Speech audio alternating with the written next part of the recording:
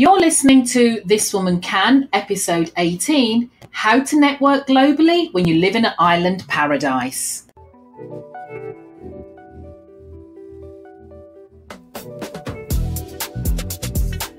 Welcome to This Woman Can, the women's leadership podcast and your source of information related to women's leadership, female entrepreneurship, personal success and career advancement.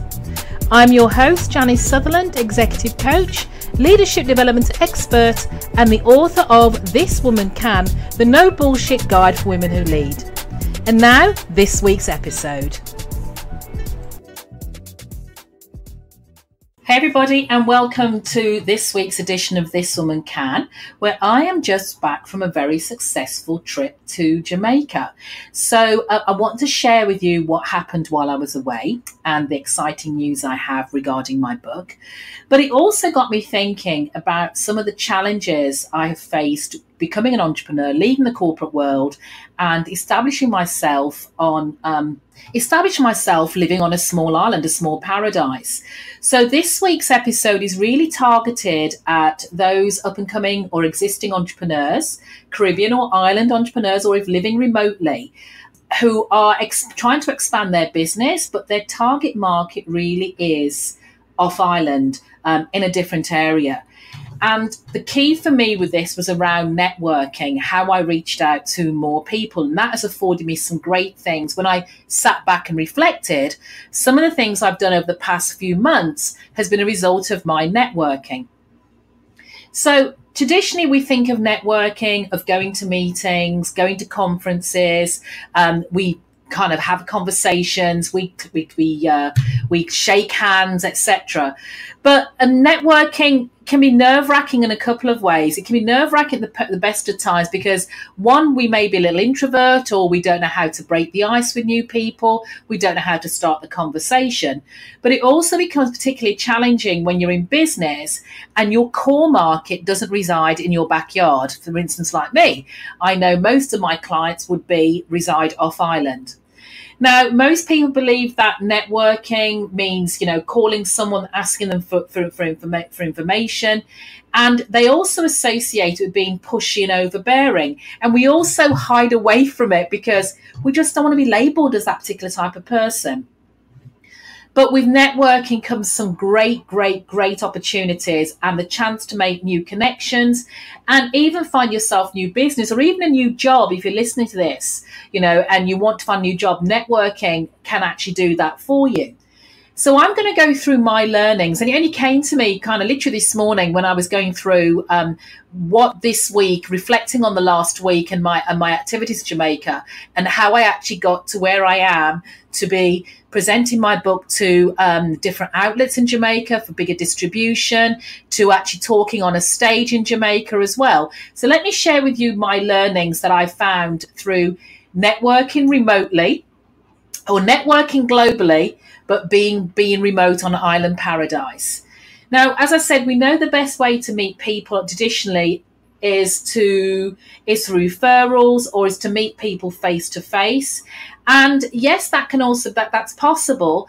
But as I said, being on an island, it's not always that achievable. So the first thing I would say to you is to leverage social media. Social media is a great way, it's a really effective way to know more about your contacts without the pressure of having that face-to-face meeting because you may not be prepared for it.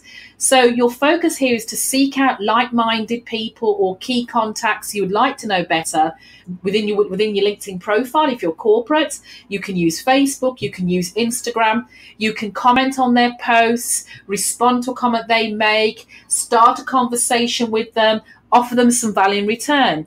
And then when you have the opportunity to meet them in person, it'll be easy for them to reference personal previous communications with you. Some of the things I do in my business to leverage social media is by Facebook Lives. This gives people the chance to really connect with you because you get a chance to share Well, not face to face, but at least they get to see you and interact with who you are. So you can get to connect with other people, different groups, and a bigger audience. I use Instagram quite a bit, small posts about my thoughts. And I also follow people with similar interests, so I can actually comment on what they do. And I've already mentioned LinkedIn, but LinkedIn, especially if you're in the corporate or entrepreneurial, is fantastic. I have met several fantastic business connections that's helped my podcasting, that's allowed me to speaking on stage as a keynote speaker, all through building up connections on LinkedIn. The second thing I've done is podcasting. As you know, this podcast, This Woman Can, I have targeted the podcast at my niche of professional women or up-and-coming entrepreneurs or women who just want some support in the business world and professional development. And I have had the opportunity to meet some fantastic women over the past year and a half of doing the podcast, well over 50 women. And it's also helped when I've actually traveled to different countries because I've met a few in person. I've met people in Miami. I've met people in Jamaica. I've met people in Barbados. I've met people in the UK. People have all been on my podcast, and it made those introductions far easier when I had that connection because I had a point of reference, and I also had someone who could give me the lay of the land when I hit those countries that I wasn't too sure about. And conversely, I've also appeared as a guest on several other podcasts as well. So it's really widened my reach and my brand. The fourth thing you do is when you have reached out to your network, one of the goals for networking is not just to meet one or two people, but is to tap into the network of the people you are meeting. Now, each separate person you connect with will know approximately another 200 people. Now, you won't obviously get through to all of those people, but if you can gain introduction to some of those contacts, you will very quickly, very rapidly increase your network and your chance of finding a valuable connection. So when you connect with someone and you've broken the ice and you've built a rapport, make it your mission to ask them for some contacts that they can recommend, or professional organizations or names of people you should be talking to. Again, that's how I've expanded my podcast guesting. I asked each of my guests to recommend a couple of women they think I should be talking to. So it really does work. Now, I touched on social media and some online activities, but this is about having your own online presence outside of social media. So my podcast, This Woman Can, I've mentioned, that's, a real joy for me to produce. It's out there. It's always out there. It's online in various channels. But the other things I do, I'm very active with my blog posts. I write articles regularly for LinkedIn that people can search and find. I have a website in my own name, janicesutherland.com, that contains all my material. There's a point of reference that people can visit to. And as much as I do them, I do webinars. I have done a couple of webinars. They require a lot more time and effort for me to do, but it is something I've done, both attended and actually organised and held myself. So your online presence expands far more outside of your social media presence. Going back to terra firma, you can look at local business groups. And yes, I know we're expanding our network outwards, but I'm looking at groups like Rotary.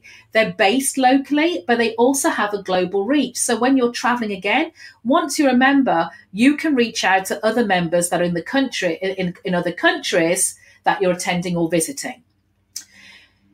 Next, 6 conferences. Now, although I prefaced the podcast by saying that going to conferences, attending conferences were expensive, they really still have a part to play.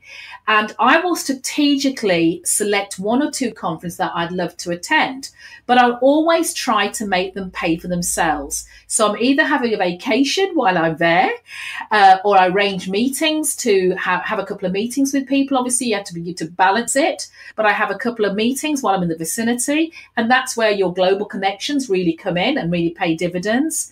And then I look at, is there anybody I've met virtually who would also be attending the conference that I could meet in real life? And better yet, if you get those conferences, can you actually be on stage presenting? I mean, that's the height of what you want to be doing. 7, I didn't have a category for this. I really wasn't sure what to call it, so I've called it extreme networking. And there's a couple of things in here that that are a little bit over, I suppose, over and beyond what you normally do in the global, remote networking field. And that is, for me, write a book. My book, This Woman Can, the No Bullshit Guide for Women Who Lead, has again reached out to many women across the globe who are reading the book and have commented and dropped me emails. You can create your own tribe, set up your own groups on LinkedIn and Facebook, as I said before. You can write articles. I write several articles for industry magazines or even online blogs pertaining to the topic I'm really interested in, for me, which is leadership. And virtual conferences, very similar to webinars. I've not had the chance to attend one yet, but I'm really open to doing that. But it's another great way for you to extend your reach globally while living in an island paradise.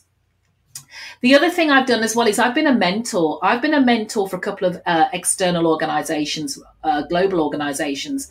I've been a mentor for the Sherry Blair Foundation for Women. And I've also been a mentor for the Women's Entrepreneurship Network in the Caribbean. Again, that's afforded me to speak to people in Egypt, speak to people around the Caribbean, speak to women around the Caribbean, and really extended my reach.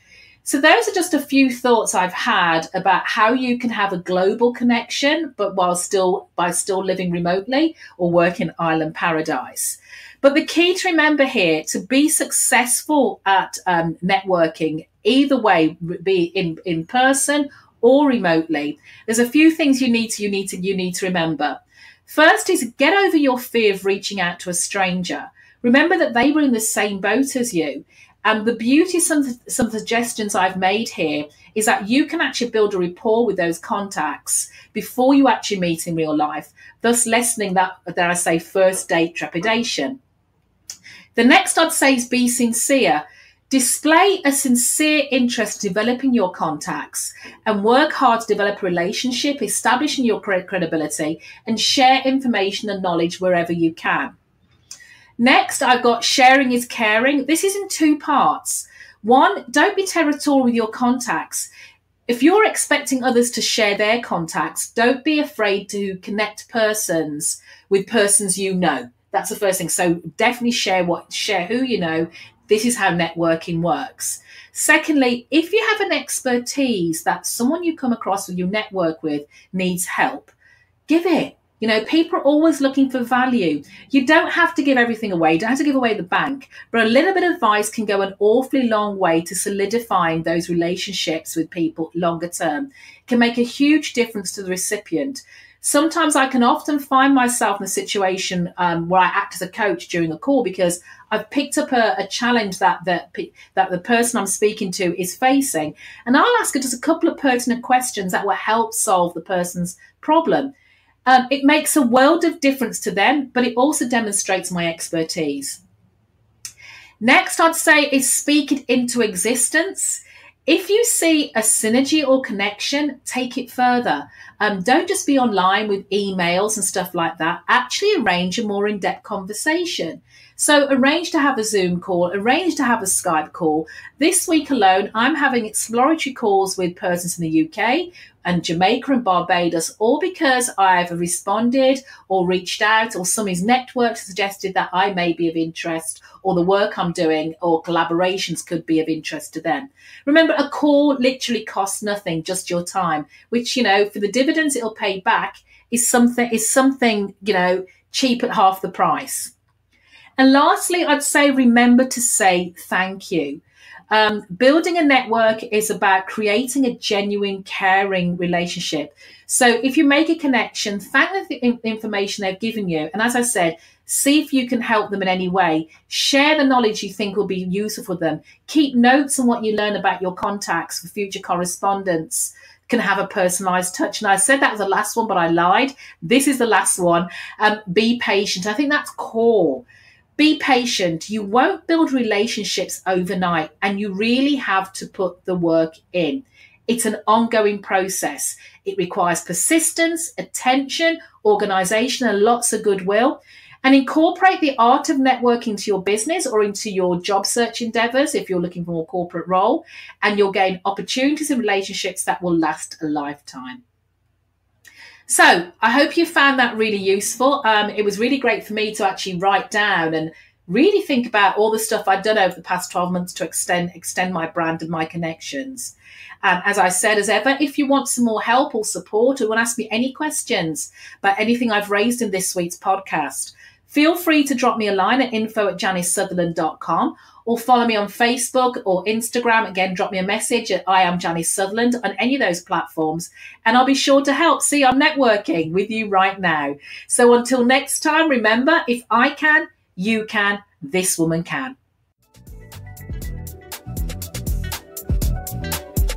You've been listening to the This Woman Can podcast, brought to you by This Woman Can, the no bullshit guide for women who lead, available on Amazon and Kindle.